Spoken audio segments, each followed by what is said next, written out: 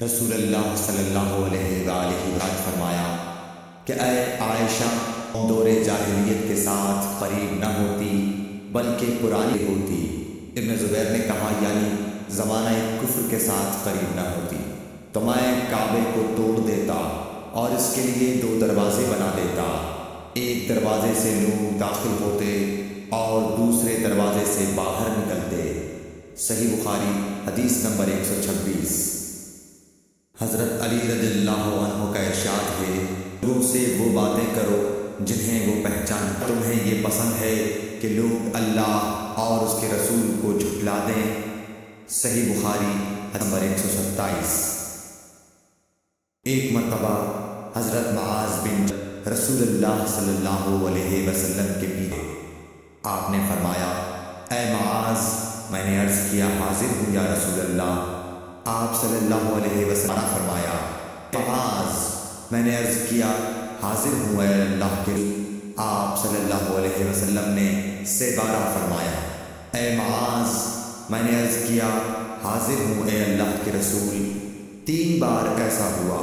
اس کے بعد آپ صلی اللہ علیہ وسلم نے فرمایا کہ جو شخص سچے دل سے اس بات کی گواہی دے کہ اللہ کے سوا کوئی معبود نہیں ہے اور محمد صلی اللہ علیہ وسلم اللہ کے سچے رسول ہیں، اللہ تعالیٰ اس کو دوزخ کی آگ پر حرام کر دیتا ہے۔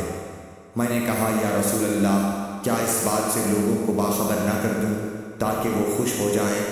آپ صلی اللہ علیہ وسلم نے فرمایا، اگر تم یہ خبر سناؤ گے تو لوگ اس پر بھروسہ کر بیٹھیں گے اور عمل چھوڑ دیں گے۔ صحیح بخاری حدیث نمبر 128۔ رسول کریم صلی اللہ علیہ وسلم نے ایک روز معاذ رضی اللہ عنہ سے فرمایا، کیفیت کے ساتھ ملاقات کرے کہ اس نے اللہ کے ساتھ کسی کو شریک نہ کیا ہو، وہ یقیناً جنت میں داخل ہوگا۔ معاذ بولے، یا رسول اللہ، کیا میں اس بات کی لوگوں کو بشارت نہ سنا دوں؟ آپ صلی اللہ علیہ وسلم نے فرمایا، نہیں، مجھے خوف ہے کہ لوگ اس پر بھروسہ کر بیٹھیں گے۔ صحیح بخاری حدیث نمبر 129۔ ام سلیم نامی ایک عورت رسول کریم صلی اللہ علیہ وسلم کی خدمت اقدس میں حاضر ہوئی کہ یا رسول اللہ تعالیٰ حق بات بیان کرنے سے نہیں شرماتا، اس لیے میں پوچھتی ہوں کہ کیا احتلام سے عورت پر بھی غسل ضروری ہے؟ آپ صلی اللہ علیہ وسلم نے فرمایا کہ ہاں، جب عورت پانی دیکھ لے یعنی کپڑے وغیرہ پر منی کا اثر معلوم ہو۔ تو یہ سن کر حضرت ام سلمہ رضی اللہ عنہا نے شرم کی وجہ سے اپنا چہرہ چھپا لیا اور کہا، یا رسول اللہ، کیا عورت کو بھی احتلام ہوتا ہے؟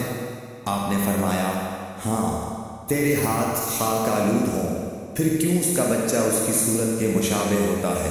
یعنی یہی اس کے احتلام کا ثبوت ہے۔ صحیح بخاری حدیث نمبر 130۔ رسول اللہ صلی اللہ علیہ وسلم نے ایک مرتبہ فرمایا کہ درختوں میں سے ایک درخت ہی نہیں جھڑتے اور اس کی مثال مسلمان جیسی ہے، مجھے بتلاؤ وہ کیا درخت ہے؟ تو لوگ جنگلی درختوں کی سوچ میں پڑ گئے اور عبداللہ بن عمر کے دل میں آیا کہ میں بتلا دوں کہ وہ کھجور کا پیڑ ہے۔ عبداللہ کہتے ہیں کہ پھر مجھے شرم آ گئی اور میں چپ ہی رہا۔ تب لوگوں نے عرض کیا، یا رسول اللہ، آپ ہی خود اس کے بارے میں بتلائیے۔ آپ نے فرمایا، وہ کھجور ہے۔ عبداللہ کہتے ہیں کہ میرے جی میں جو بات تھی وہ اپنے والد حضرت عمر رضی اللہ عنہ کو بتلائی۔ وہ کہنے لگے کہ اگر تو اس وقت کہہ دیتا تو میرے لیے ایسے قیمتی سرمایے سے زیادہ محبوب ہوتا۔ صحیح بخاری حدیث نمبر 131۔